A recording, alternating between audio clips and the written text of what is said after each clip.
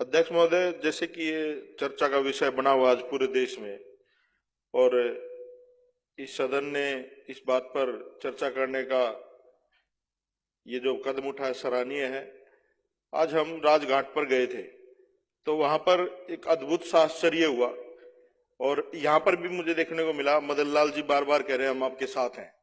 ये अच्छी बात है जब इस देश के बहुजन को ये पता चल जाएगा कि हम तथाकथित हिंदू नहीं है, हम लोग यहाँ पर सताए हुए लोग हैं, और जब तक हम लोग एकत्रित नहीं होंगे हमारे अधिकारों का ऐसे ही हनन होता रहेगा। इस देश में जब जब जरूरत पड़ी, अगर देश को चरित्र की जरूरत पड़ी, रामायण की जरूरत पड़ी, भगवान वाल्मीकि से लिखवा ली, और महाभारत की जरूरत पड़ी तो वेद व्यास से लिखवा ली। और जब इस देश में अच्छे अच्छे स्कॉलर थे, बहुत सारे लोग थे, कुछ लोग कहते हैं बाबा साहब ने कॉपी करके लिख दिया संविधान, वो लोग भी लिख सकते थे, लेकिन एक दलित से ही क्यों लिखवाया गया? हमारी काबिलियत की अगर बात करें तो उसमें कोई अतिशयोक्ति नहीं होगी। इस देश में हमारे एकलव्य भी हुए हैं, शंभुक ऋषि भी हुए हैं, लेकिन हमेशा षड्यंत्रों के माध्यम से उन लोगों का संहार किया गया है। और ये सदन आज इस महत्वपूर्ण विषय पर चर्चा कर रहा है। 75% जो मामले हैं देश में जो एट्रोसिटी के दर्ज हुए वो खारिज कर दिए गए। कुछ न कुछ तो गड़बड़ है। 15% ऐसे मामले हैं जिनमें उनको बिल्कुल ही खत्म कर दिया गया, और 10% मामलों में कार्रवाई चल रही है। और अध्यक्ष साहब, सबसे बड़ा सबूत मैं हूं आपके पास सामने। मैं जब मंत्री था मैंने एक मुकदमा दर्ज करवाया था, कपिल गुप्ता एक एक्शन होता था एमसीडी में, और वो अधिकारी, हमने कहा कि भाई सफाई व्यवस्था ठीक नहीं है विधानसभा में, आप सफाई व्यवस्था ठीक से करिए। तो उस व्यक्ति ने बिल्कुल मुंह के सामने कहा कि सफाई का काम तो आपके ही लोग करते हैं, ये आपके लोगों की गलती है, आप लोगों को विधानसभा और लोकसभा में नहीं, आपको इसी काम में होना चाहिए। ये तो एक मूर्ख व्यक्ति आया था जिसकी वजह से आप लोग हमारे सिर पे बैठ गए। और मैं तो सैल्यूट करता हूं जो सावित्रीबाई फुले जो एमपी है बीजेपी की, उन्होंने इस्तीफा दिया बीजेपी से और इन लोगों को चेताया है। मुझे ऐसा लगता है अध्यक्ष साहब, ये जो आरएसएस है ये एक तरह से जैसे आतंकवादी संगठन होते हैं, उनका एक टारगेट होता है। उनका जैसे लादेन अमेरिका में एक हेलीकॉप्टर में पायलट बिठा करके एक बिल्डिंग में घुसा देता, उन्हें कोई मृत्यु का भय नहीं था, कुछ नहीं था, उन लोगों का एक टारगेट था। ये ईवीएम हैक करके या जो भी करके, जैसे भी तिकड़मबाजी करके सरकार में ये लोग आए, और इन लोगों का एक उद्देश्य है कि यहाँ के गरीब को, दलित को, पिछड़े को एक उसी जगह खड़ा कर दिया जाए ला करके जहां से इनके पूर्वज जाते थे। और हमें एक ऐसी दृष्टि से यहां पर देखा जाता था कि हम लोग मानव के रूप में है ही नहीं, वो होता है।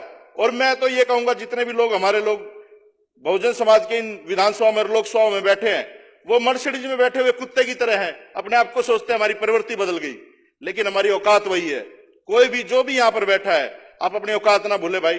ये जो मनुवादी लोग हैं, जो ब्राह्मणवादी लोग हैं, ये लोग ऐसे ही उत्पीड़न करेंगे, ये लोग ऐसे ही प्रहार करेंगे। फिर मैं गुरुजी वहां पर गया अपने यूनिवर्सिटी में, वहां पर प्रोफेसर बैठे हुए थे, हमने पूरा यूनिवर्सिटी का मार्च निकाला। वहां पर इतना ज्यादा गलत डिसीजन लिया जा रहा है यूजीसी में, एचआरडी मिनिस्ट्री की तरफ से, बच्चों की फीसें एकदम बढ़ा दी, कोटे खत्म कर दिए। मतलब ये लोग चाहते क्या है कि ये दलित और बहुजन लोग रोड पे आए और उत्पात मचाएं। मैंने अध्यक्ष साहब जब मैं मंत्री था तो 4 लाइनें लिखी थी, बड़ा गंभीरता से मैं सोचता था, बाबा साहब को पढ़ा है हमने, 4 लाइनें लिखी थी। हो सकता है आप लोगों को गलत लगे, लेकिन आज के इस समय में वो बिल्कुल सटीक बैठती हैं।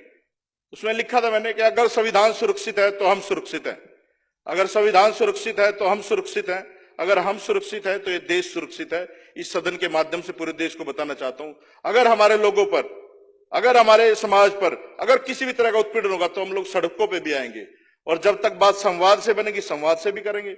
अगर हमें कुछ और भी करना पड़े समाज को बचाने के लिए, क्योंकि लोगों से देश है। अरविंद केजरीवाल जी भी कहते हैं ना भाई, पुल देश नहीं है, सड़क देश नहीं है, बिल्डिंग देश नहीं है, लोग जो है वो देश है। अगर हम ही नहीं रहेंगे तो जंगल राज है ये, अगर जंगल ही है तो फिर जंगल में तो जानवर एक दूसरे को मार के खाता है।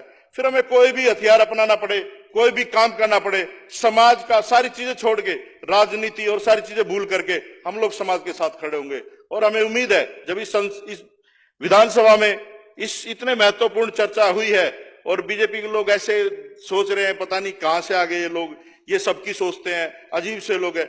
ये मैं बताना चाहता हूं आपको, ये जो पार्टी है और ये जो यहाँ पर विधानसभा है, ये अजीब से ही लोगों की है, पता ही नहीं कौन कहां से आ गया। तो ये मिक्सअप है, धर्मनिरपेक्ष, जातिवाद, इन चीजों में विश्वास नहीं रखती है, ये देश को आगे बढ़ाने में विश्वास रखती है, और हम लोग उसी के लिए काम कर रहे हैं।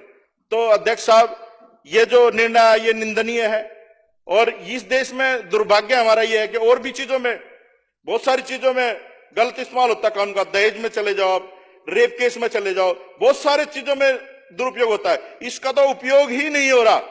जो जो बाबा साहब ने लिखा दलितों के लिए, बहुजनों के लिए, जो भी कानून इंप्लीमेंट होता है उस पर हथौड़ा चलता है। चाहे रिजर्वेशन का हो, चाहे किसी भी तरीका का देख लो आप, हर चीज में बात होती है। अब लोग कहते हैं आर्थिक आधार पर रिजर्वेशन होना चाहिए। अरे भाई, रिजर्वेशन गरीबी हटाओ उन्मूलन थोड़ी ना है, ये सामाजिक समरसता की, समानता की बात है। वो समझ में आएगी जब अब दो लोग कहते हैं दलित राष्ट्रपति है जी। भाई दलित, तुम लोग फिर किस समरसता की बात करते हो? भाजपा के लोग ही कहते हैं दलित राष्ट्रपति है। क्या पहले राष्ट्रपति नहीं हुए जब तो उनकी जाति से संबोधित नहीं किया गया? संदीप जी कंक्लूड करिए। अध्यक्ष साहब धन्यवाद, आपने इस सेंसिटिव मुद्दे पे बोलने का मौका दिया। और मैं तो ये चाहूंगा कि इस पे कल जो ना, मैं तो बाहर बैठूंगा ही, काली पट्टी मुंह पे बांध करके बाहर बैठूंगा विधानसभा के। कुछ लोग साथी हैं जो हमारा साथ दें, जिसको दर्द हो, क्योंकि ये बहुत सेंसिटिव मुद्दा है। अगर आम आदमी पार्टी के लोग सड़क पे नहीं आएंगे और तो किसी से उम्मीद है नहीं। ये तो सारे चाचा ताऊ के बच्चे हैं, अपने मिलजुल के खेलते हैं। तो धन्यवाद अध्यक्ष साहब, आपने इतने मुद्दे पर बोलने का मौका दिया। श्री विशेष लोकतंत्र को बचाने के लिए, बहुजन की आजादी को बताने के लिए मैंने बीजेपी पार्टी को लात मार दिया और सांसद पद मैंने छोड़ दिया। जब हमारा संविधान ही नहीं बचेगा, लोकतंत्र नहीं बचेगा, आरक्षण ही नहीं बचेगा, आजादी नहीं बचेगी, कि अगर 2024 में आएंगे तो संविधान खत्म करेंगे। और अगर 2024 में हमारा बहुजन समाज का बंदा दिल्ली के कुर्सी लोकसभा में पहुंचेंगे, प्रधानमंत्री बनेंगे, तो हम संविधान को बचा लेंगे। ऐलान करना होगा कि या तो भारत के संविधान लागू करो वरना कुर्सी खाली करो। इस लड़ाई को अब हमको लड़ना होगा। कि जज वैसों की शहादत को क्या पूछिए, अब तो हमने भी हाथों में सर ले लिया। कत्ल होने से आखिर कहां तक डरूं, कातिलों के मोहल्ले में घर ले लिए। आज हमारे बीच में बाबा साहब डॉक्टर भीमराव अंबेडकर जी नहीं है। बाबा साहब डॉक्टर भीमराव अंबेडकर जी के ना रहने के बाद, बाबा साहब डॉक्टर भीमराव अंबेडकर जी जो भारत के संविधान में हमको बराबर की भागीदारी दिए थे, सामाजिक आर्थिक राजनीति में जो हमको बराबर का हिस्सा मिला था, जब से संविधान लागू हुआ तब से लेकर आज तक वही लोग वहां पहुंचते रहे जो बाबा साहब डॉक्टर भीमराव अंबेडकर जी के बनाए गए भारत के संविधान को देखना नहीं चाहते, जो हमारे हक को देखना नहीं चाहते, हमारे आरक्षण को देखना नहीं चाहते। अब तक वही लोग वहां पहुंचते रहे। अभी मैं लोकसभा के पार्लियामेंट में बाबा साहब डॉक्टर भीमराव अंबेडकर जी की श्रद्धांजलि अर्पित करने के लिए मैं गई थी। मैंने देखा कि बाबा साहब डॉक्टर भीमराव अंबेडकर जी उंगली उठा करके लोकसभा की तरफ हम बहुजन समाज के लोगों को बता रहे हैं। क्या भारत के बहुजन समाज के लोग जिस दिन दिल्ली के कुर्सी पर, लाल किले पर बहुजन समाज का बंदा पहुंचेगा, उस दिन भारत का संविधान संपूर्ण रूप से लागू करा देगा। और जिस दिन भारत का संविधान लागू हो जाएगा, उस दिन सामाजिक आर्थिक राजनीति में सभी को बराबर का हक मिल जाएगा। लेकिन वहां रे बाबा साहब डॉक्टर भीमराव अंबेडकर जी, एक अकेला डॉक्टर भीमराव अंबेडकर जी भारत के करोड़ों करोड़ों लोगों के लिए उन्होंने अधिकार देकर के चले गए। बाबा साहब डॉक्टर भीमराव अंबेडकर जी के बनाए गए अधिकार के तहत हमारे करोड़ों लोग उसका लाभ उठा करके और उनके बनाए गए भारत के संविधान को बचाना आज भी एक मंच पर नहीं है। बहुत दुख हो रहा है साथियों।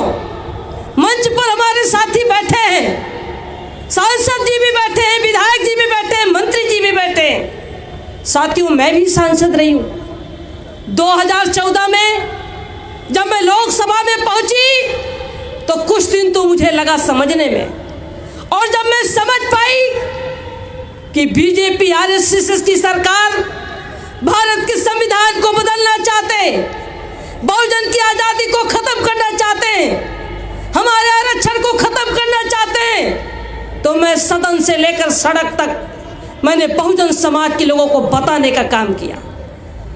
मैं लखनऊ में, दिल्ली में बड़े बड़े कार्यक्रम करके समाज के लोगों को आगाह करने का काम किया। मैं 2017 से आवाज उठा रही हूँ कि हमारा भारत का संविधान खतरे में है, हमारा लोकतंत्र खतरे में है, हमारी आज़ादी खतरे में है।